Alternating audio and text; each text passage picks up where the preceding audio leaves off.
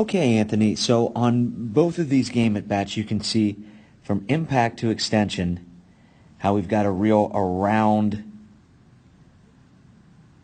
type of flight path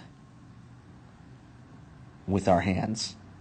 Again, just showing from impact to extension. That's why there were a lot of balls that were popped up very shallow, because we're really coming around the baseball. So two things that I think can help. One, as you do this system here, really think about loading your back hip. And that's why I put up all of those examples of major leaguers where you can really see them get into their back hip. As you look at it, you're coming down there, you can see how you really don't have a back hip load. You can watch the difference of the angle of the back leg between yourself and the major league examples. This one's not as bad over here, right? The one on the right-hand side, you can really see how we don't really get a back hip load, and you can see how it's really come apart by that point right there, which makes it very difficult to get that linear type of force driving forward like we see in the major league samples.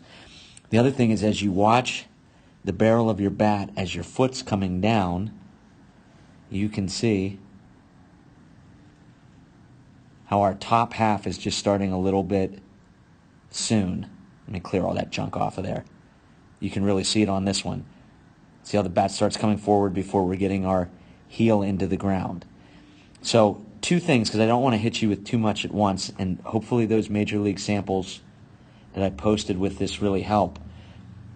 Get your back hip loaded. Feel your back hip get pinched in there, and then maintaining that back hip load as you get toe heel into the ground. You can see how we've lost our back hip load, and from that position there, it's really inefficient to get a stretch with our lower half first, which causes our upper half to come a little bit early, which causes us to get a real around type of action.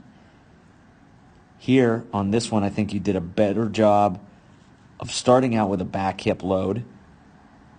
Maintain it better. We've come out of it about right there, but it's much better than we saw on the other one. We don't see our back knee turning out as much, but we're starting to get top half movement first, as opposed to that toe heel and drive with our lower half, and that gives us a really long path around the baseball.